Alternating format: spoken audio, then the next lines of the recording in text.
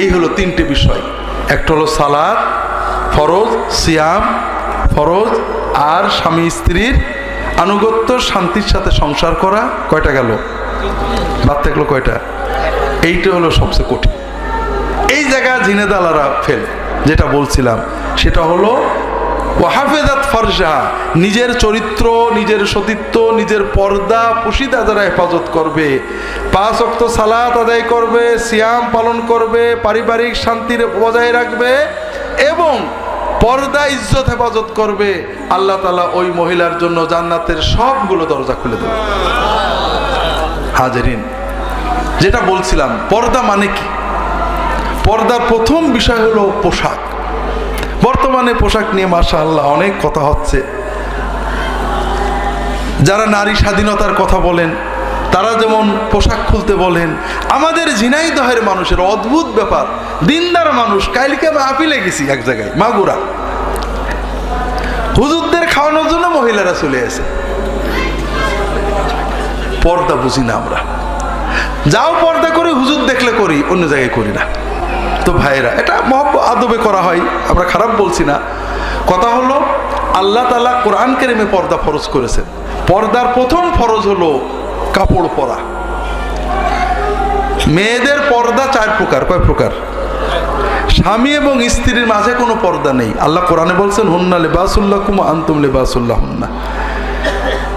স্ত্রীরা স্বামীদের ভূষণ, পোশাক, স্বামীরা স্ত্রীদের পোশাক। স্বামী স্ত্রীর মাঝে কোনো পর্দা নেই। দ্বিতীয় হলো মহিলাদের ভিতরে একজন মহিলা আর একজন মহিলার সামনে দেহ খুলতে পারেন, নাভি থেকে হাঁটু পর্যন্ত ঢেকে রাখা ফরজ। তৃতীয় হলো মাহরাম, যাদের সাথে বিবাহ হয় না এইরকম পুরুষদের সামনে মহিলারা মোটামুটি ঘাট থেকে শুরু করে হাঁটুর নিচে পর্যন্ত দেহটা ঢেকে রাখবেন। হাত, বাজু, মাথা, চুল এগুলো বের করতে পারবেন। আব্বার সামনে, চাচা, আপন চাচার সামনে, মামার সামনে, আপন মামা, আপন ভাতিজা, আপন ভাই, আপন ভাগ্নে ইত্যাদি। 4 নম্বর হলো বেগানা, অনাত্মীয় অথবা দূরের আত্মীয়, মাহরাম নয় এরকম পুরুষের সামনে। চাচাতো চাচা, চাচাতো ভাই, খালাতো ভাই, মামাতো ভাই, তাওই, বেয়াই, ভাসুর, দেওর, এই ধরনের আত্মীয় সহ সকল অনাত্মীয় পুরুষের সামনে মেয়েদের জন্য ফরজ হলো মাথার চুল থেকে পা পর্যন্ত ঢেকে রাখা। কথাকে বুঝতে পেরেছেন? শুধুমাত্র মুখের ব্যাপারে সামান্য মতভেদ আছে, কবজি পর্যন্ত হাতের ব্যাপারে। কোনো মহিলা যদি কোনো পুরুষের সামনে, ঘরের ভিতরে দুলাভাই, ভাসুর, দেওরের সামনে, ঘরের বাইরে, রাস্তায় ঘাটে বেরিয়ে যান, মাথার চুল বেরিয়ে আছে, কান বেরিয়ে আছে, ঘাড় গলা বেরিয়ে আছে, বাজু বাহু বেরিয়ে আছে, প্রতি সেকেন্ডে একটা করে মহা কবিরা গুনাহ ওই মহিলা তার স্বামী অথবা আব্বা আম্মার আমল নামায় জমা হতে থাকে। হাজিরিন, এই যে মহাপাপ আমরা করি, আমাদের মহিলারা মাশাআল্লাহ শাওয়ালের রোজা রাখেন, নফল ইবাদত করেন, করেন না? করেন না? শাওয়ালের রোজা আছেন, 6টা রোজায় কতগুলো নেকি হলো? 60টা নেকি। এই তো। আর ওই রোজা অবস্থায় যখন মহিলা বাইরে বেরিয়েছেন, মাথার কাপড় অর্ধেক আছে, মাথার খোলা, মুখ খোলা, কান খোলা, গলার এখানে করা, শাড়ি পরেছেন, কনুইয়ের এখানে করা, বাইরে গেছেন, হাটে গিয়েছেন, বাজারে গেছেন, ঘরের ভিতর দুলাভাই, বাসুর, দেওর, আত্মীয়র সাথে গল্প করেছেন, প্রতি সেকেন্ডে, প্রতিদিনে লক্ষ লক্ষ মহা কবিরা গুনাহ, মদ খাওয়া, ব্যভিচার করার মতো মহা মহা কবিরা গুনাহ তার আমল নামায় লেখা হয়ে গেছে। কিন্তু এই মহাপাপ আমরা কেন করি? বেপর্দা হলে কি কোনো লাভ আছে ভাইরা? বেপর্দা হলে লাভ আছে? রিক্সাওয়ালা ভাড়া কম নাই? হ্যাঁ, দোকানদার মালের দাম একটু বেপর্দা হলে কম নাই? বোরকা পরলে 3 টাকা, মাথার চুল খুলে কাপড় খুলে রাখলে, শরীর দেখালে 2 টাকা, এরকম আছে নাকি? যেটা বলছিলাম ভাইরা, আল্লাহ তাআলা পর্দা ফরজ করেছেন। পর্দা মানে ঘরে বন্দি থাকা নয়। রাসূলুল্লাহ সাল্লাল্লাহু আলাইহি ওয়াসাল্লামের মেয়ে, রাসূলুল্লাহ সাল্লাল্লাহু আলাইহি ওয়াসাল্লামের স্ত্রী, তার আত্মীয়রা, মহিলা সাহাবীরা কাজ করতেন, মাঠেও কাজ করতেন, পানি আনতে দূর থেকে। কাজ আমরা করব, আমি মনে করেন মাটি কাটবো অথবা মাঠে কাজ করব, এই জন্য আমি একটা হাফ প্যান্ট পরে নিলাম। হাফ প্যান্ট না পরলে মাটি কাটা যায় না, ফুল প্যান্ট পরে হয় না। তাহলে হাফ প্যান্ট পরলাম কেন? কোনো লাভ আছে? আল্লাহ তাআলা মহিলাদের সব কিছু করেছেন, প্রয়োজনীয় সব করবেন, কিন্তু পোশাক পরে ন্যাংটো হয়ে নয়। একজন মহিলা পুরুষের হাঁটু খুলে রাখা, উরু খুলে রাখা যেমন হারাম, একজন মহিলার মাথার চুল খুলে, কান খুলে, ঘাড় খুলে, মুখ খুলে, গলা খুলে, কোনই খুলে রাখা একই রকমের হারাম। কথা কি বুঝতে পেরেছেন? এই হারাম কেন করছি? বেপর্দা চলে কোনো মেয়ে কোনো লাভ পান না। আমার হিসাবে বেপর্দা চললে, আমি অনেকবারই আপনাদের বলেছি, আবারও বলি, মহিলারা বেপর্দা চললে 3টে লাভ পান। কয়টা লাভ? একটা হলো প্রতি সেকেন্ডে তিনি একটা মহা কবিরা গুনার সওয়াব পেতে থাকেন। ঠিক আছে না? সবচেয়ে সুবিধা হলো যে মেয়েরা কিন্তু বাবা মাকে সবচেয়ে ভালোবাসে। আপনারাও তো জালেম বাপ, হাজি সাহেব মরার আগে সম্পত্তি ছেলেদের দেশে মেয়েদের দিইনি, এরকম আছে নাকি? জিনে দেয় এই কালকে পুরো আছে। এদের কিন্তু গোরস্থানে কবর দেওয়া উচিত না, শ্মশানে নেওয়া উচিত। কারণ আল্লাহর কোরআন বলছে যে মেয়েরা পাবে, ছেলেরা পাবে। আপনার কোরআনের আইন ভালো লাগলেন, রামের আইন যে ছেলেরা পাবে মেয়েরা পাবে না, রামের আইনে ইমান দিয়ে গেলেন, আপনি কবরে কেন যাবেন? রামের জায়গায় যান। কথা বোঝেননি? কিন্তু আপনি যে ছেলের সম্পত্তি দিলেন, ওই ছেলে কি বাপের জন্য কিছু করে? বেটার বউ বাধা দেয়, আছে না নেই? ছেলে যদি বলে বাপের জন্য 2000 টাকা গরিবের দেবো, বেটার বউ থামাই দেবে। কথা বোঝেন না? দেবে কিন্তু ওই মেয়েটা। বাপ মা জুলুম করলো, কান্দে, মেয়েরা যতটুকু কান্দে ছেলেরা কিন্তু কান্দে না। সেই যে প্রিয় বাপ মা, তাদেরকেও আপনি গুনাহ পাঠাবেন। একজন মেয়ে যখন বেপর্দা চলবে, শুধু তারই গুনাহ হবে না, বাপ মারও, অথবা বিবাহিত হলে স্বামীরও গুনাহ হবে। কথা বোঝেননি? তো এই জন্য আমাদের বুঝতে হবে যে পর্দা আল্লাহ ফরজ করেছেন। পর্দা না করলে প্রথম কি লাভ হলো? পর্দা না করলে আমি কয়টা লাভ বলছি? 3টে লাভ। একটা কি? প্রতি সেকেন্ডে। 2 নম্বর ফেরেশতাদের লানত। 2 নম্বর কি? ফেরেশতাদের লানত। 2 নম্বর লানত। 3 নম্বরটা বলার জন্যই আয়োজন করছি। বেপর্দা চললে 3 নম্বর একটা লাভ আছে, বলবো নাকি? আগে বলা হয় তো ইভ টিজিং, আর এখন বলা হয় সেক্সুয়াল হ্যারাসমেন্ট, যৌন হয়রানি, বলে না? এটা কি পর্দা আলা মেয়েরা পায় না বেপর্দারা পায়? আপনাদের বলছি, ইন্টারনেটে পাবেন ডেইলি টেলিগ্রাফ পত্রিকার নাম কি? আমেরিকার। এখানে একজন খ্রিস্টান ক্যাথলিক মেয়ে একটা আর্টিকেল লিখেছে। সে বিগত কয়েক বছর যাবৎ পুরোপুরি বোরকা পরে। আর্টিকেলটা রিডিং হলো, ফ্যাশন নয় আবরণ চাই, ফ্যাশন নয় আবরণ চাই। একজন খ্রিস্টান মেয়ে, ক্যাথলিক মেয়ে, এখনো খ্রিস্টান, সে মুসলমানদের বোরকা দেখে বিগত কয়েক বছর যাবৎ বোরকা পরে। সে লিখেছে যে বর্তমান বিশ্বে যত রকমের হ্যারাসমেন্ট বেড়েছে, ধর্ষণ বেড়েছে, কষ্ট বেড়েছে, এর থেকে বাঁচার একমাত্র উপায় ফ্যাশন নয় আবরণ চাই। কথা বোঝেননি? অনেক কথা বলেছে। তার মজার কথাটা বলি, যে আপনি বোরকা পরেন, আপনি রাস্তায় ওই বদমাইশ পুরুষদের খারাপ দৃষ্টি থেকে বেঁচে যাবেন। আপনি বোরকা পরেন, আপনি সকল রকম হ্যারাসমেন্ট থেকে বেঁচে যাবেন। আপনি বোরকা পরেন, কিছু মজার কথা বলেছে, আপনি বোরকা পরে কোনো গাড়ি চড়বেন, যদি একটা মুসলমান হতো, আমেরিকাতে মুসলমান কম, দেখবেন সে সিটটা ছেড়ে আপনাকে সিটটা দিয়ে দেবে। কথা বুঝেছেন? সবচেয়ে মজার কথা লিখেছে যে বোরকা পরেন, প্রতিদিন রাত্রে আর সকালে এই ঘষে ঘষে আধা ঘন্টা মেকআপ তোলার থেকে বেঁচে যাবেন। কথা বোঝেননি? আপনি বোরকা পরেন, প্রতিদিন রাত্রে যে মেকআপ তোলা, আর প্রতিদিন সকালে ঘষে ঘষে ঘষে ঘষে ঘষে মেকআপ মারা, এই একেবারে ফালতু কষ্ট থেকে আপনি বেঁচে যাবেন। কথা বুঝতে পারেননি? আরেকজন আমেরিকান মহিলা, তার নাম হলো নাওমি উলফ, খুব নামকরা লেখিকা।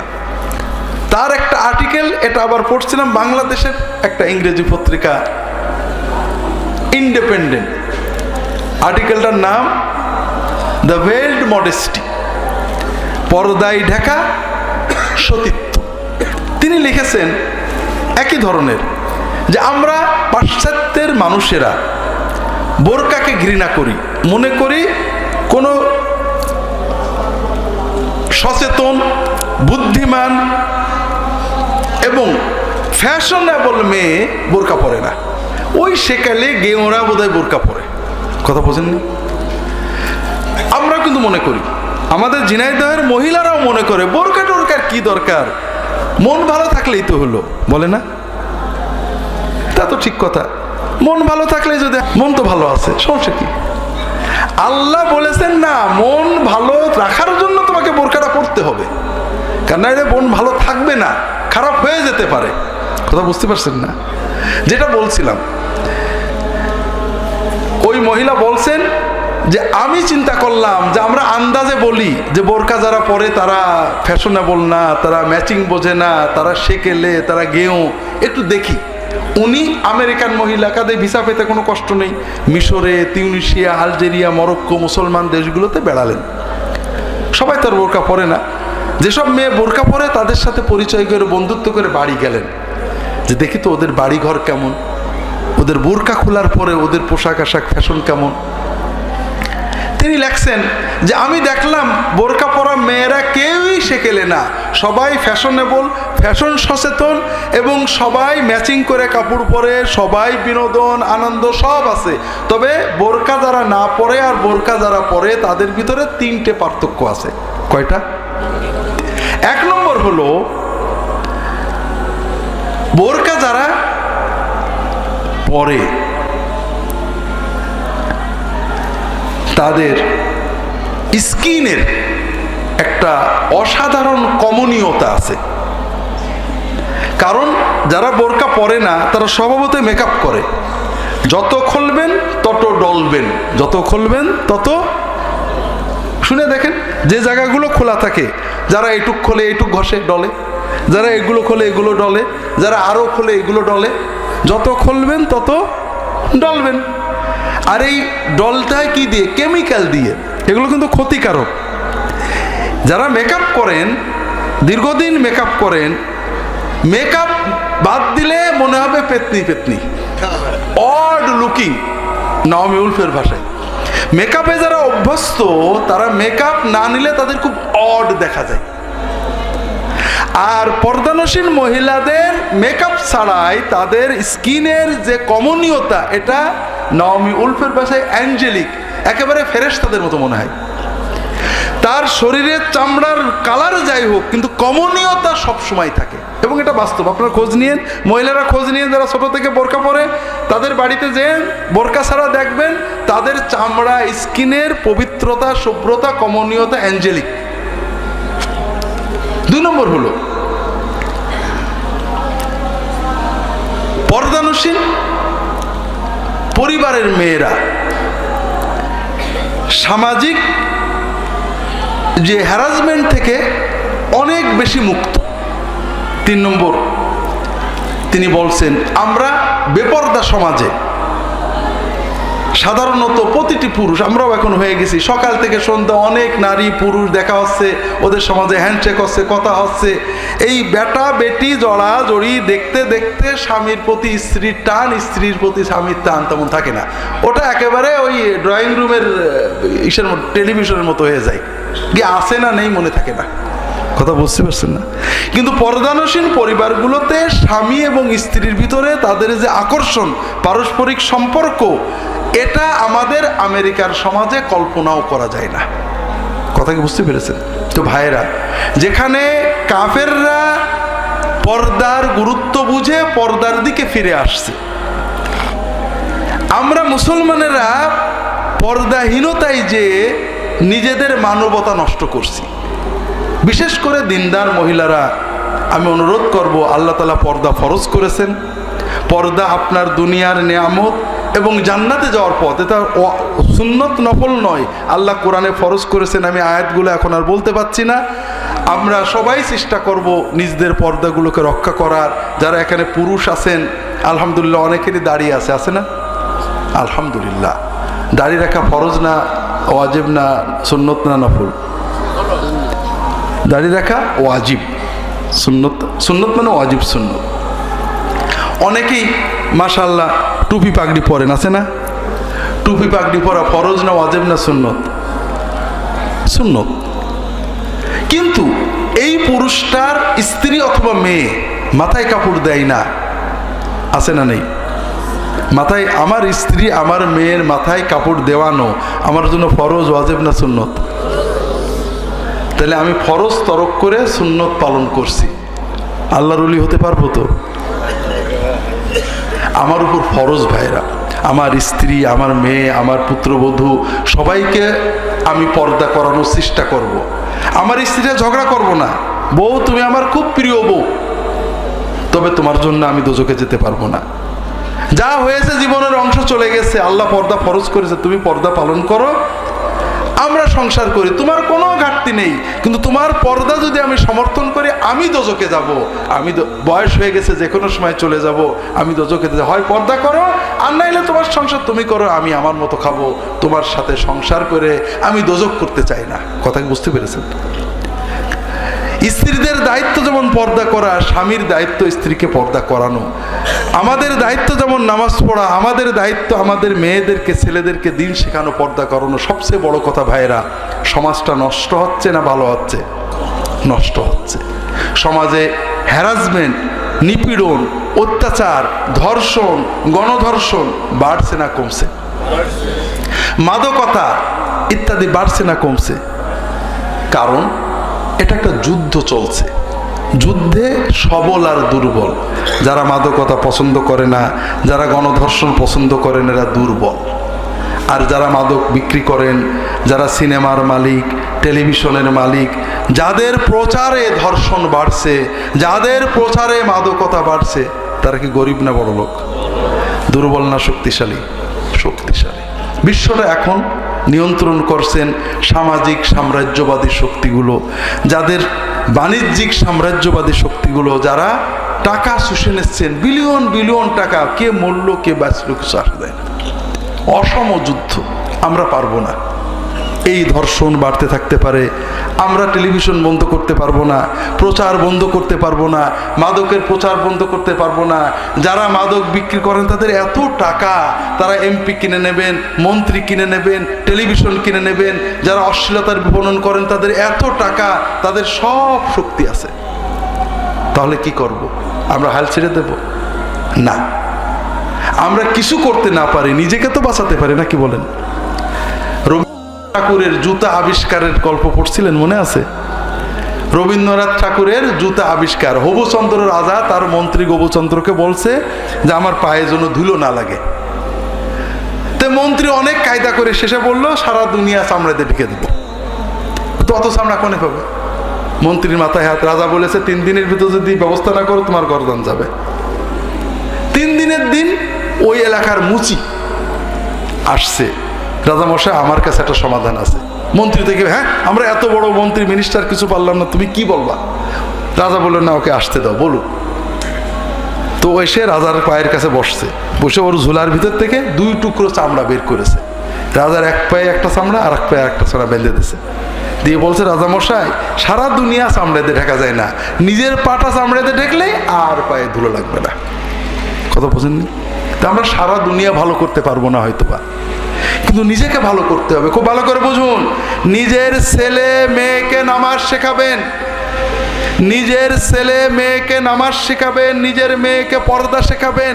অন্তত 10 বছর বয়স থেকে 20-25 পর্যন্ত তাদের পর্যবেক্ষণে রাখবেন, নামাজ এবং পর্দা রাখবেন।